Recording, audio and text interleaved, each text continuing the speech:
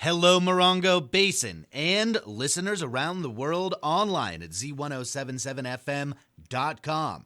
Here is the Z107.7 Local News for Friday, April 24th, 2026. What is believed to be a human skull was found in 29 Palms.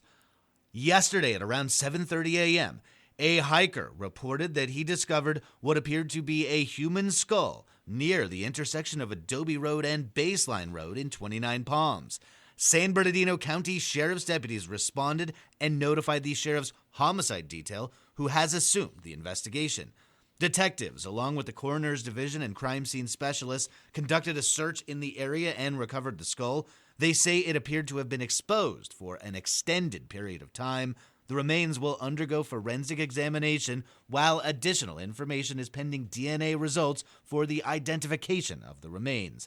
Anyone with information regarding this incident is urged to contact the Sheriff's Homicide Detail at 909-890-4904. Recently, the San Bernardino County Board of Supervisors voted not to proceed with a mail ballot election concerning the Landers Special District's road maintenance. That will cause the county to reset their process of public hearings, outreach, and approvals for the project.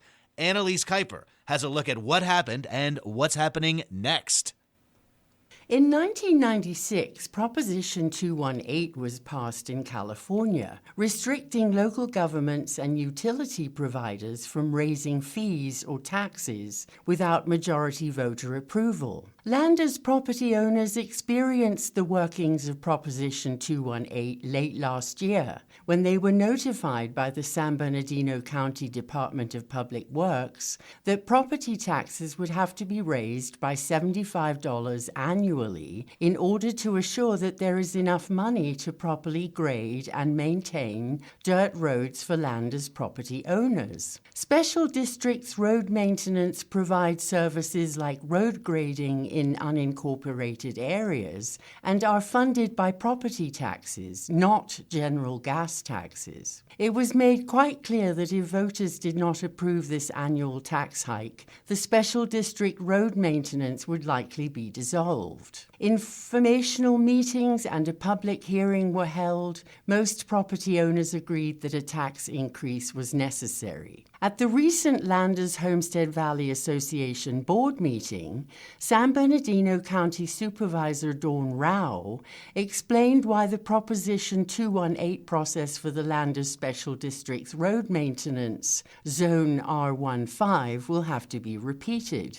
This includes re-noticing property owners and a new public hearing. When the vote was taken recently by the San Bernardino Board of Supervisors whether to proceed with the mail ballot election, Supervisors Hagman and Baca voted yes. Supervisor Armendariz abstained, Supervisor Cook voted no, and Supervisor Rao was on a plane and did not vote at all. Less than 25 protest letters were received, so a majority protest was not reached. Here, Supervisor Rao explains what needs to happen in order to ensure that this issue will be reinitiated and implemented for next year. So what is before you is outlined for the Board of Supervisors to incur the cost of bringing this back. It will not be passed along to R15. It's the least we can do.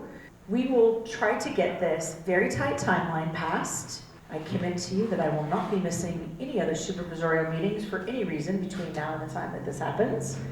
Then if this passes, which I would imagine that it would, then it would be on your tax rolls for implementation next year, along with the other districts. I am told that there can be no glitch because the timing is so tight. The Proposition 218 mandated public hearing will take place on May 19, 2026. A copy of the timeline to which Supervisor Rao refers can be found on our website at Z107.7 FM.com. Reporting for Z107.7 News, I'm Annalise Kuiper. The Friends of Wonder Valley community meeting returns this weekend. The organizers say that April's meeting will focus on last month's needs assessment, and the community can provide input as to which items they want to address first. Everyone is welcome to attend the 90-minute meeting of strategy and discussion. The Friends of Wonder Valley meet on Sunday at 1 p.m. at Founders Hall at 6760 National Park Drive in 29 Palms. For meeting and community updates, you can join their email list at friendsofwondervalley.org. In the spirit of their slogan of service above self, the combined Rotary Clubs of the Morongo Basin are holding their 13th annual food drive today to benefit neighbors in need. The Rotary Clubs of the Morongo Basin, which include the Rotary Club of Joshua Tree, the Rotary Club of 29 Palms, and the Yucca Valley Sunset Rotary Club, will be participating in the food drive, this year's Morongo Basin Rotary Food Drive. Rotarians and friends will be at the Stater Brothers Yucca Valley East store and the Stater Brothers 29 Palms store from noon to 6 p.m. to take your donations. Their wish list items include canned tuna and chicken, boxed oatmeal, peanut butter, canned spaghetti sauce, spaghetti noodles, canned beans, canned fruit and vegetables, and granola bars, though all items are welcome. All food and cash donations will go directly to 7 food pantries in the Morongo Basin. Acclaimed director David Mackenzie will be premiering his new British heist thriller, FUZE, tonight at Paradigm Cinema in Yucca Valley at 7 p.m., followed by a Q&A with local film historian Paul Cullum. Reporter Gabriel Hart chatted with Mackenzie, who lives part-time in Joshua Tree, about the film's origins, its relationship with the heist and an unexploded WW2 bomb, and the audience's attraction to the heist genre. Set in contemporary London, David Mackenzie's heist thriller FUZE unfolds after an unexploded World War II bomb is unearthed at a busy construction site, prompting a citywide evacuation. Amid the chaos, opportunists use the evacuation as a cover for an elaborately planned heist. Most known for his 2016 neo-western Hell or High Water starring Jeff Bridges, Mackenzie's body of work spans remarkable range, from the 2009 sex comedy Spread, starring Ashton Kutcher, to the 2013 prison drama Starred Up. On the heels of last fall's technological thriller Relay comes FUZE, arriving to theaters this weekend. Mackenzie said FUZE came from an idea that had been incubating in his mind for years. Kind of like the idea of tension in movies, and I wanted to see what happens if you combine the tension of an unexploded bomb movie, which is sort of almost sort of pure cinema, and the tension of a heist movie. So that was a sort of mash up in mind. That was quite a long time ago, and then I gave it to a friend of mine to try and write the script, and we've evolved it. Really, that's it.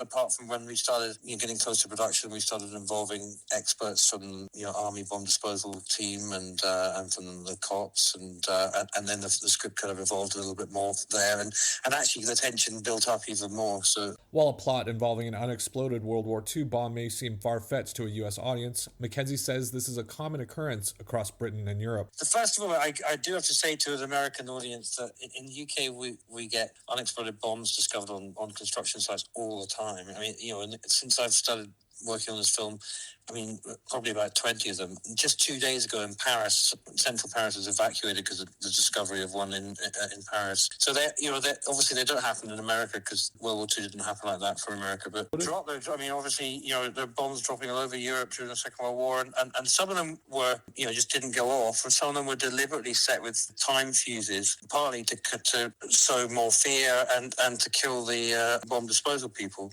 So there was this strange thing going on, and that's kind of part of our film in a way. I asked Mackenzie what he thinks draws audiences to the heist genre, whether Ocean's 11 made that kind of high-risk, quote-unquote, sexy, or whether it's something more subtle when we live vicariously through a high-specific, high-stakes sequence. But there's something kind of hard-boiled about the heist film, and that the stakes are very clear. There's something incredibly immediate and tension, and will they get away with it, will they not? And just somehow or other kind of feels like it brings all the elements of cinema together in ways that are very appealing to an audience. And you get to kind of have kind of cool bad guys and root for them because you don't want them to get into trouble. And somehow or other, there's a sort of connection to the kind of classic anti-hero in those films that just seems to be perpetually interesting, generation after generation. David Mackenzie's FUZE premieres at 7 p.m. this Friday, April 24th at Paradigm Cinema, located at 56401 29 Palms Highway in Yucca Valley. Following the screening will be a Q&A with Mackenzie, open to the public with purchase of a ticket. Reporting for Z107.7 News, I'm Gabriel Hart.